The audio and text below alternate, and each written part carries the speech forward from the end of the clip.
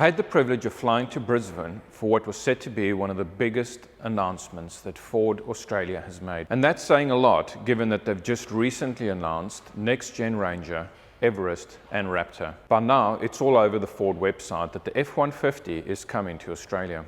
In summary, this is what they've posted. 298 kilowatts, 678 Newton meters, 4.5 ton towing capacity, 3.5 litre EcoBoost V6 engine, 10-speed automatic, remanufactured right here in Australia for the right-hand drive market, military-grade aluminium alloy body, high-strength steel frame, and a whole raft of tech. But what makes this truck so exciting? Why has everyone been waiting for it, and what does it mean now that it's finally earmarked to be here? The Ford F150 will be imported by its OEM, and the remanufacture process will be under their watchful eye. This has many advantages, not least of which the coveted manufacturer warranty, which Ford had said will still be the full 5 years, just like all their other vehicles. It's a massive undertaking, one that will create local jobs and contribute to the Australian economy through all the flow and effects that these types of big projects create. I spoke to Leon, who spoke about his beloved F150 2014 Raptor. This is a 2014, last of the V8 Raptors. They made V8 Raptors from 2011 to 2014, and then they didn't make any for 2 years, and then in 17 they brought out a new Raptor, similar looking, but all the aluminium body, same as all the late F since. Then that had a twin turbo 3.5 V6 EcoBoost motor, which is with the 10-speed auto. During our conversation, I learned a lot from him. Having only been with the Ford brand for 2 years now, I came on way later than when the last F150 was brought into Australia. I found Ford lovers like Leon fascinating to chat with. His knowledge is second to none. Since 1978, and I've never been without one. Yeah, right. Never. And just quickly, in 1978, could you buy them locally, like that F truck over there? Yeah, buy it from a Ford dealer. You could buy it from a Ford dealer? Stillwell Ford. We talked about, why not just get a Ram? Who wants a bloody Dodge? I'm a Ford man. Yeah. My father was Ford. Leon's always been Ford. Yeah, always. Are these Raptor standard, or have you had this done? No, it's all factory. This is all factory? Okay. Other than the wheels. Everything else is factory? Yeah, everything else is factory. Turns lots of heads. Goes hard. Do you take it off-road, Leon? Only on lawn at car shows. Only at the car shows? Yeah. He told me the story of how he got it into Australia, and I was fascinated to hear his knowledge of the history of the V8s in the F150. The Sydney company bought 10 of them into Australia and converted them all in the Philippines. They had a factory over there, and then they shipped them back in a container, one at a time. And I saw this actually being loaded in the container from there. Okay. My wife and I flew to Sydney, took delivery and drove it back. Yeah, it's the last of the V8s.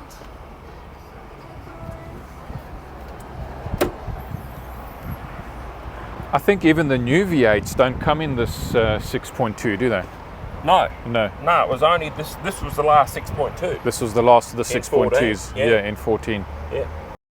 So I'm curious, what are all these little lights for in the front? Well, because they're so wide, they've had to put marker lights on them like they do trucks. Like they do on a truck? Yeah, because the standard F150 guards finish here, like where the doors are. Like where the car finishes. Yeah. So these are that much wider, probably 150 mil wider each side. That regulation requires them to have extra lights so that they're more visible on the road. Yeah. So it really is a truck. Yeah. The thing that caught my attention is the center console. Like, you can see that it's big enough to have like proper space for two whole people in there. And, yeah, exactly. You don't have to fight over the center armrest. Both passenger and driver would have more than enough to use it. And those were the first things that jumped out at me, just taking in the size and all the benefits that you're getting from the bigger truck. Yeah, when you look at the width inside, like in seat to seat or door pillar to door pillar against a Ranger, this has got to be almost a foot wider, I reckon. Yeah, you see now there's more space again in the back. This is where you're way ahead, isn't it? Because normally with utes and trucks, well, not trucks, but rather utes, if you look at the Ranger, you kind of always open up the back seat and you go, oh, you know, it's just a little bit maybe bit cramped. tight, yeah. Whereas this is massive amounts of room in here. I mean, you could fit anything at the back here. He went through the materials that make up the F150 and offered reasons for aluminium construction. You said all aluminium body. Now I've heard that being said about the new ones that are coming in 2023. Yep. What's the difference? Like, what's the advantage of having an all aluminium body versus something? I'm assuming this is steel. It's steel from there back. Yeah. But all this is aluminium. Plastic. Oh, plastic. It's that. Carbon, not carbon fibre, surely. No, not carbon fibre. It's about, well, you can see how thick it is. Polycarbonate? It's about 4 or 5 mil thick. Yeah, okay. All right, so you're saying that part's steel. All that's steel. This is plastic, basically. Yeah, that's for a Raptor where it's cheaper to make the panels rather than having a big set of dies to make a whole zillion pieces. Raptor's a limited production, so it's easier to do this. Easier to do this, yeah. And what's the advantage of the all aluminium body that they're saying the new one's going to have? Well, weight. Is it weight? It's about 500 pounds lighter. Yeah, and is it also corrosion? Like, does it corrode less? Or? It's aircraft quality aluminium. Yeah, okay. So it would be a bit of corrosion as well, so probably. It would be more corrosion resistant, it'd be lighter. Much lighter, yeah. Okay. Yeah. You can see how thick all this is. Yeah, okay. You know. So you're saying this is all plastic? All of this? Yep. Yeah, right. Well, look at the... It's really well made. The guards I wouldn't have picked it. It's fiberglass reinforced plastic stuff that they make, even BMWs and stuff are the same. Yeah, okay. It was great to see Leon demonstrate Ford's innovations in rear cargo areas. Even in 2014, it was groundbreaking. So that's if you want to load something really big and you want to keep the tailgate down. Gives you more space there. But then if you're only carrying a little bit of gear around, you can just flip it over and keep it located in this little back section, rather than have it floating around all your rear bed, you know.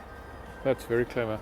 You won't see this in many vehicles, even in trucks. Well, that's interesting because they did actually, the ones they showed us had the step. Yeah.